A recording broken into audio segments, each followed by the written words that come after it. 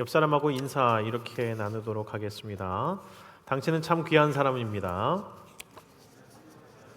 아멘, 아멘. 앞뒤로 한 번 더 인사 이렇게 나눌게요. 하나님께서 당신을 귀하게 여기십니다. 아멘. 이 시간 가버나움이라는 제목으로 말씀 나누도록 하겠습니다. 먼저 가버나움 하면은 모르실 분들이 있을지 몰라서 가버나움에 대해서 먼저 설명을 드립니다. 가버나움이 어디냐?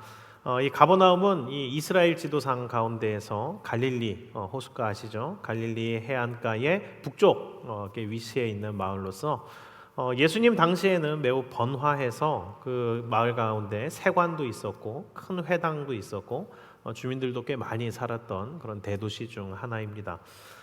예수님이 공생의 기간 동안 이제 모르시는 분들은 나사렛에서 활동하셨나 이렇게 생각하는데 잘하신 곳이 나사렛이고요. 예수님의 주 활동 무대는 가버나움입니다.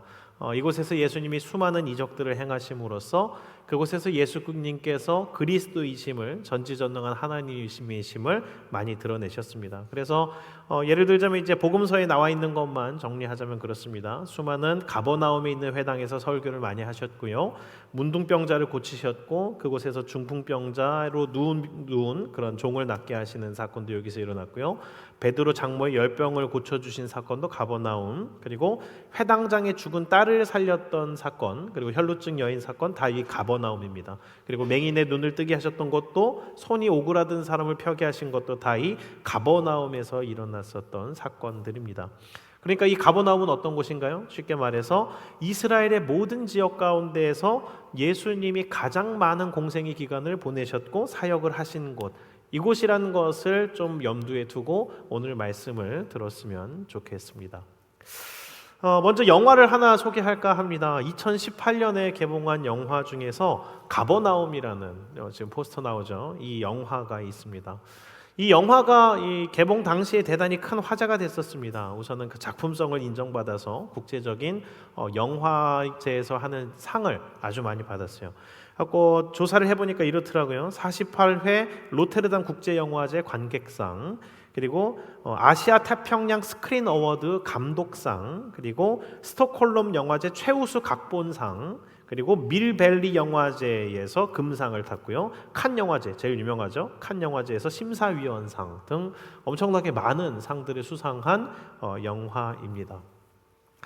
많은 상을 받아서 화제가 되기도 했지만 사실 더 이것이 이슈가 됐었던 것은 그거였습니다. 뭐냐면 지금 이 영화에 이제 등장하는 배우들이 있잖아요. 그 배우들이 사실 전문 배우가 하나도 없었다라는 겁니다. 여기에 이제 영화에 나오는 뭐 주인공부터 시작해서 엑스트라까지 모두가 실제로 그 불법 체류자들, 빈민촌에 사는 사람들, 정말로 그 지역 가운데서 사는 가난한 사람들이 직접 캐스팅돼서 연기를 했습니다. 그래서 직접 보시면 알겠지만 그러면 어설플 거라고 생각하는데 전혀 어설프지 않고 정말 그냥 다큐멘터리 같이 느껴지는 게 이 영화의 특징입니다. 이 영화의 줄거리를 좀 오늘 약간 설명을 드리면 좋을 것 같아요. 이 가버나움 영화가 그러면 도대체 어떤 영화냐 설명드리자면 이렇습니다. 이 가버나움 영화는 레바논의 베이루트라는 도시를 배경으로 하고 있습니다. 이 베이루트는 어떤 곳이냐면 중동의 파리로 불리우는 아름다운 도시입니다. 그런데 이 영화에서 주로 다루는 이 베이루트는 그 화려한 도시 쪽이 아니라 그 베이루트의 뒷골목, 그림자를 다루고 있습니다. 그래서 그 베이루트의 그런 그 할렘가와 같은 그 지역에 12살로 추정되는 아까 포스터에 나왔던 그 소년, 주인공 이름이 이브라힘 자인입니다. 이 이브라힘이 어떤 이름이냐면 이제 중동식으로 부른 건데 아브라함입니다. 아브라함을 중동식으로는 이브라힘이라고 부릅니다. 이 영화는 뭘로 오프닝이 시작되냐면 12살의 소년이 자기의 부모를 고소하는 모습으로 시작합니다. 이 작은 소년이 수갑을 차고 있고 또 법정에서 자기의 부모를 고소합니다. 왜 그럴까요? 설명하자면 그렇습니다. 이 주인공인 아브라함은 부모가 출생 신고조차 하지 않은 아이입니다. 그래서 이 아이는 자신의 나이와 생일조차 제대로 알지 못합니다. 그 정도로 아주 어려운 극빈층으로 태어난 아이입니다. 아이의 부모는 제대로 된 직업이 없는 채로 아무 일이나 하면서 삽니다. 어떤 식으로 사냐면 불법 처방전을 통해서 이상한 불법 약들을 아주 싸구려로 구입해 오고요. 그곳으로 불법 환각제 음료를 만들어서 팝니다. 아니면은 교도소에 물건을 밀반입해가지고 돈을 법니다. 그런 불법적인 일을 합니다. 그리고 이 아브라함의 부모는 대단히 빈곤한 상태인데도 불구하고 아이를 턱없이 많이 낳습니다. 그 중동 지역의 특징이 있잖아요. 아이가 생기는 대로 낳는. 그래서 이 집안은 어떻게 되냐면 아주 더럽고 좁은 아파트에 아이들이 바글바글 제대로 케어도 받지 못한 채로 살아가고 있습니다. 이 아브라함이라는 이 12살 아이는 또래 아이들이 학교에 가고 공부를 하는데 반해 출생 신고조차 되지 않았기 때문에 이 아이는 학교를 가본 적이 없습니다. 그래서 어떻게 살아가느냐? 부모가 만드는 그 환각 그 약물 주스를 길거리에 나가서 팝니다. 그리고 자기 키보다도 더 큰 수레를 끌면서 잡화점에 물건들을 배달하면서 돈을 벌 뿐 어떤 미래도 희망도 없이 지금 당장을 그냥 버티면서 살아갑니다. 그런데 이 아브라함에게 유일한 기쁨의 순간이 있습니다. 그게 뭐냐면 1살 터울의 여동생 사하르라는 그 여동생과 함께 노래를 부르고 이야기를 나누는 게 유일한 삶의 낙입니다. 그런데 이제 사건이 터집니다. 뭐냐면 어느 날 이 엄마 아빠가 그 유일한 마음의 안식처가 되는 그 여동생, 마음을 유일하게 나눌 수 있는 혈육인 여동생을 푼돈을 받고 잡화점 주인 아저씨한테 시집을 보내버립니다. 중동 지역에 이 조혼 제도가 여전히 있잖아요. 그렇게 그 여동생을 시집 보내려고 하는데 이 아브라함이 어떻게든 부모를 설득해서 안 보내려고 하지만 이 어린 소년으로서는 감당을 못합니다. 어른들을 당해낼 수 없습니다. 그래서 그 부모가 결국 이렇게 얘기합니다. 이게 네 여동생을 위하는 거야. 이 여동생 사하르가 잘 살려면 시집을 보내야 돼 라고 하면서 이 여동생을 그 12살, 11살밖에 되지 않은 초등학생 이제 한 5, 6학년이죠. 그 정도밖에 되지 않은 아이를 잡화점 40살 먹은 아저씨한테 시집을 보내버립니다.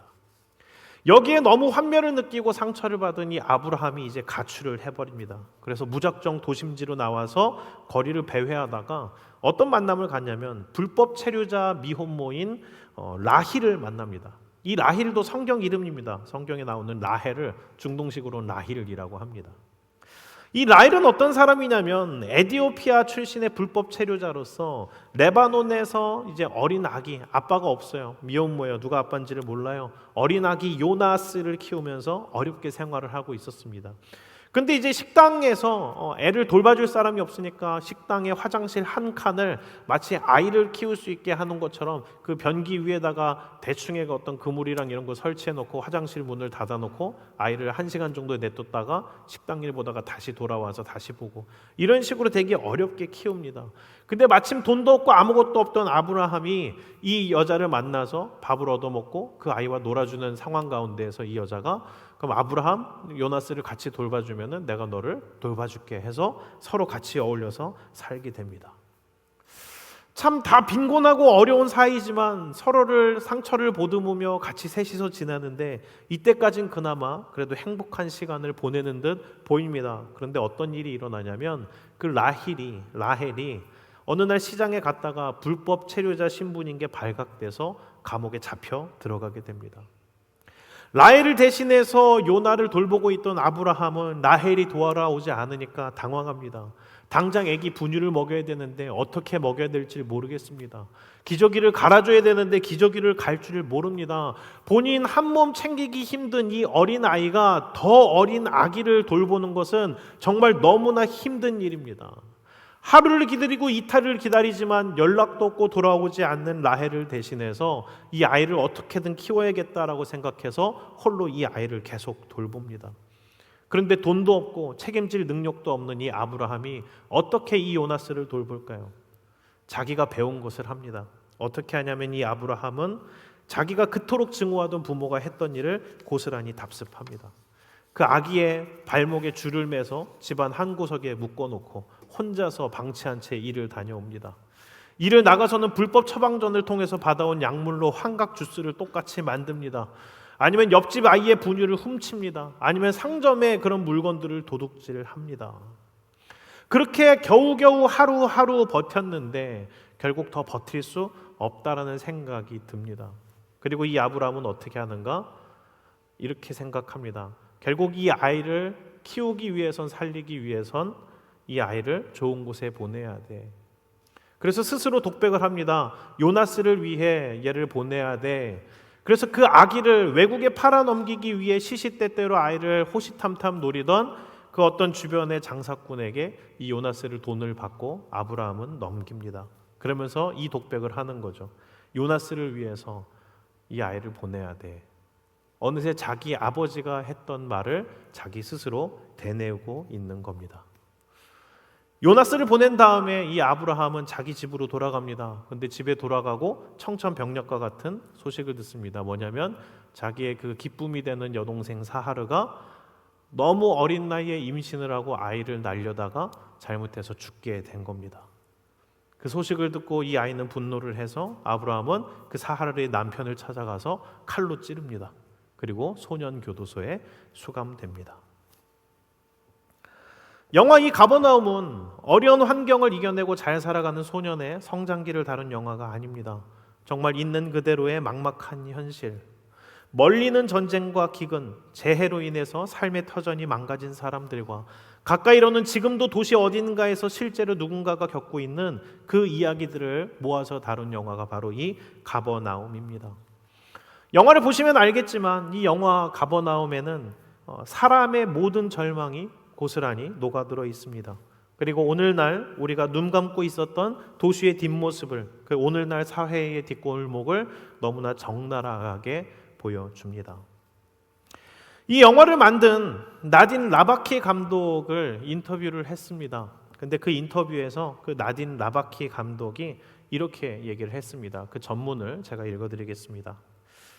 이 영화를 만들기 위해 4년을 넘게 빈민가 소년원 등을 다니며 아이들과 인터뷰를 했습니다. 우리가 사는 화려한 도시의 바로 뒷면에 얼마나 끔찍한 삶을 살아가고 있는 사람들이 있는지를 알려주고 싶었습니다. 제가 영화에 담은 장면들은 현실에 비하면 사실 아무것도 아닙니다. 도저히 담지 못할 폭력과 학대와 강간 등의 수많은 어린 아이들이 지금도 피눈물을 흘리고 있습니다. 영화 제목을 가버나움이라고 지은 이유는 딱 그 단어가 떠올랐기 때문이었습니다. 성경에 예수님께서 말씀하신 그 수많은 기적을 일으키고 보여줬는데도 회개하지 않은 가버나움, 회개하지 않으면 멸망할 도시의 이름을 사용하고 싶었습니다. 이 영화의 제목이 가버나움인 이유는 예수님 당시 가버나움이 이러한 도시였다라는 이야기와 함께 회개하지 않으면 멸망당할 도시, 지금 현대사회와 같은 많은 도시가 가버나움과 같은 지옥 같은 도시라는 것을 고발하기 위함이었습니다. 그리고 마지막으로는 한 가지 더, 그와 함께 한편으로는 이 감독이 말하기 이것을 얘기합니다. 그럼에도 불구하고 그 가버나움이 주님의 기적이 일어났던 곳이라는 것을 생각하며 기적이 일어나서 그들이 회복되기를 바라는 마음 가운데 지은 제목이 가버나움입니다 라고 이야기를 했습니다. 예수님 당시의 가버나움이 그러했습니다. 가버나움은 로마의 점령으로 인해 전쟁의 폐해를 겪은 도시입니다. 수없이 많은 사망자가 나왔었기에 그와 관련된 사람들이 정신적인 트라우마를 입은 경우가 대단히 많았습니다. 그래서 그 마을에는 정신질환자, 귀신 들린 자가 참 많았습니다. 다치거나 병든 사람들도 많고 남편과 아버지를 잃어서 빈곤하게 된 사람들이 많은 도시였습니다. 그런데 그와 함께 로마 군대가 대규모로 주둔을 하고 있었기 때문에 한편에서는 경제가 활성화돼서 꽤 발달된 문명과 큰 도시를 자랑하는 곳이 바로 가버나움이었습니다. 그러니까 가버나움은 어떤 곳이냐? 화려함과 어두움이 공존하는 곳이었습니다. 이 가버나움은 어쩌면 지금의 수많은 국가와 수많은 도시를 상징하는 것과 같습니다. 겉으로는 화려합니다. 그런데 또 한켠을 들여다보면 각자의 스스로의 힘으로는 어쩔 수 없는 어두움 가운데에서 헤어나오지 못하는 수많은 사람들이 짓눌려 있는 도시입니다. 가버나움은 그랬습니다. 그 비참한 삶을 살아내며 사람들은 계속해서 죄를 짓습니다. 희망을 원하지만 희망이 없습니다. 벗어나기를 원하지만 벗어날 수가 없습니다. 그렇게 헤어나올 수 없는 귀신의 짓누름과 육체의 병, 가난과 고통에 억눌려 있는 가버나움. 그런데 그곳에 예수 그리스도께서 오셨습니다. 그래서 마가복음은 이 가버나움과 같은 이 땅에 예수님이 오신 사건을 이렇게 소개하며 시작합니다. 마가복음 1장 1절을 우리 같이 한 목소리로 읽어보겠습니다. 시작. 하나님의 아들 예수 그리스도의 복음의 시작이라. 아멘. 절망적인 땅에 복된 소식이 들렸습니다. 절망적인 세상에 은혜가 임했습니다. 주님께서는 놀라운 권세와 권능을 갖고 계셨습니다. 사람으로서는 어쩌지 못했던 더러운 귀신과 질병들, 가난과 어두움들을 쫓아내시고 모든 것을 새롭게 하셨습니다. 마가복음뿐만 아니라 마태, 누가, 요한복음을 보아도 알겠지만 예수님은 어떤 추상적인 개념만을 전달하거나 말장난 같은 허황된 약속만 남기신 게 아니었습니다. 예수님은 어떻게 하셨냐면 도움이 필요한 자들에게 실제적인 회복을 제공하셨습니다. 사람의 힘으로는 어쩔 수 없는 귀신 들린 자들, 날 때부터 소경이었거나 걷지 못하던 자들, 자기 스스로의 삶에 묶인 채 벗어나지 못하던 사람들이 예수님을 만나면 고침을 받고 나음을 얻게 되었습니다. 말뿐인 서기관들과 바리새인들과는 차원이 다른 것이었습니다. 주님은 진정한 구원을 주셨습니다. 공생의 기간 동안 활동하신 주님의 일을 아주 간단하게 정리해 보자면 이렇습니다. 주님은 무엇을 하셨는가? 주님은 복음을 전파하시고 또한 복음이 되셨습니다. 그래서 주님의 가르침을 따르는 교회는 그 예수님의 행적을 따라갑니다. 교회는 무엇을 하고 무엇을 해야 되는 곳인가? 예수님이 복음을 전하는 것과 예수님이 복음이신 것을 전하는 것과 사람들을 고치고 가르치고 실제로 세움으로써 교회가 세상에서 복으로서 살아내는 것, 그것이 바로 교회가 해야 되는 일입니다. 우리나라 선교의 역사를 살펴보면 교회의 모습을 잘 보여줍니다. 우리나라 최초의 근대식 병원 어디였을까요? 광해원입니다. 1885년 일반 백성들의 병을 치료하기 위해서 세워진 우리나라 최초의 근대식 병원이 바로 광해원입니다. 왜 광해원이냐? 큰 은혜를 입은 집이란 뜻을 갖고 있습니다. 알렌 선교사님이 세우셨습니다.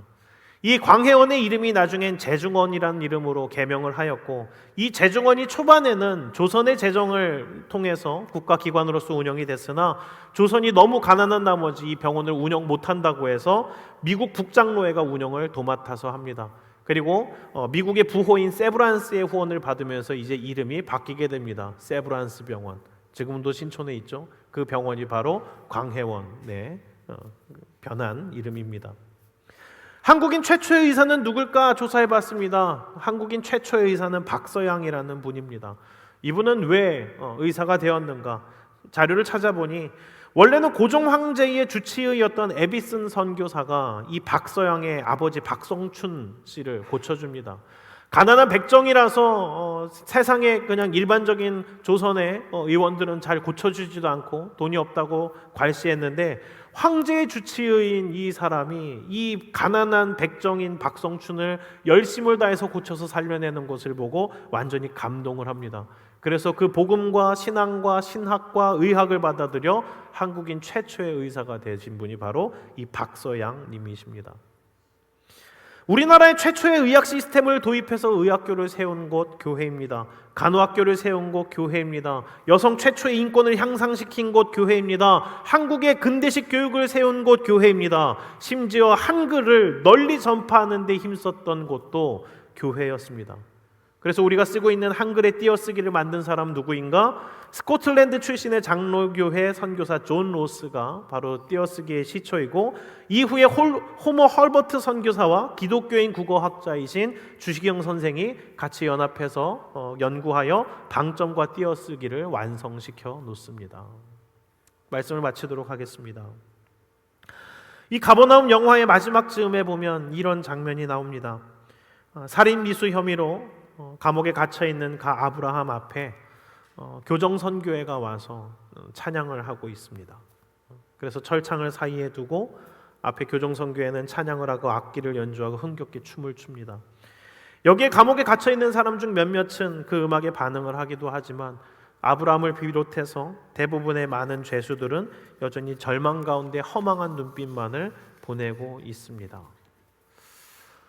그 장면을 보는데 그 장면이 참 너무 가슴이 아픈 겁니다.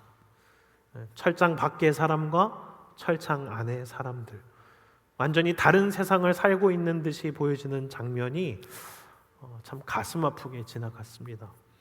그 영화를 처음 봤을 때 그 장면에서 말씀 한 구절이 떠올랐습니다. 그게 야고보서 2장 15절에서 17절입니다. 같이 읽겠습니다. 시작. 만일 형제나 자매가 헐벗고 일용할 양식이 없는데 너희 중에 누구든지 그에게 이르되 평안히 가라, 더웁게 하라, 배부르게 하라 하며 그 몸에 쓸 것을 주지 아니하면 무슨 이익이 있으리요. 이와 같이 행함이 없는 믿음은 그 자체가 죽은 것이라. 아멘. 누가복음 10장에 보면 어떤 율법 교사가 질문을 합니다. 영생을 얻으려면 무엇을 해야 됩니까? 예수님께서 말씀하십니다. 하나님을 사랑하고 이웃을 사랑하라. 그러자 율법 교사는 다시 질문합니다. 누가 내 이웃입니까? 율법 교사가 누가 내 이웃입니까? 이것을 물어본 데에는 이유가 있습니다. 자기는 자신이 있다라는 겁니다. 난 내 가족 지금 잘 지키고 있거든요. 당신이 말한 거 이미 다 행했거든요. 내 이웃, 내가 생각하고 있는 내 가족, 내 옆집 사람 잘 챙겼거든요. 저 완벽하지 않습니까? 이 말하고 싶은 겁니다. 그런데 예수님이 그 율법 교사의 대답을 듣고 나서 말씀하신 것은 선한 사마리아인의 비유였습니다.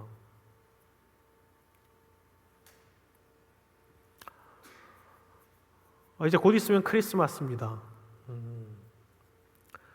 예수 그리스도의 이 땅에 오심으로 우리가 기뻐하고 즐거워해야 되는 것은 맞습니다. 그런데 그 기쁨이 우리 안에, 우리 가족 안에만 갇혀 있으면 주님께서 참 슬퍼하실 것 같습니다. 우리의 예배와 우리의 찬양과 우리의 손길과 우리의 나눔이 우리 안에만 갇혀 있다면 예수님의 마음을 우리가 너무 모르는 것은 아닌가라는 고민을 하게 됩니다. 우리가 기뻐하는 가운데에도 누군가는 오히려 더한 외로움과 소외감 가운데에서 크리스마스를 아프게 보낼 수 있습니다. 이 연말의 겨울이 너무나 시리고 추워서 견딜 수 없을 것 같은 사람들이 있을 수 있습니다. 우리가 그 모든 사람들을 돌아볼 수 있는 능력과 그들을 구원해낼 수 있는 능력은 없지만 우리의 손이 우리 안에만 갇혀있지 않기를 원합니다. 우리 안에서의 기쁨으로 끝나지 않는 크리스마스가 되었으면 좋겠습니다. 주님은 그 하늘의 보좌를 버리시고 그 넘을 수 없는 벽을 넘어 우리에게 오셨습니다. 그 주님의 사랑과 은혜로 구원받은 우리들이 해야 될 것은 우리 역시 그 선을 넘어서 누군가에게 손을 내어줄 수 있는 따뜻한 손길이 되어야 된다라는 겁니다. 그런 고민 없이, 그러한 나눔 없이 우리끼리만 기뻐하는 크리스마스가 아니라 우리 역시 작은 손 내밀어 함께 기뻐할 수 있는 크리스마스가 되었으면 좋겠습니다.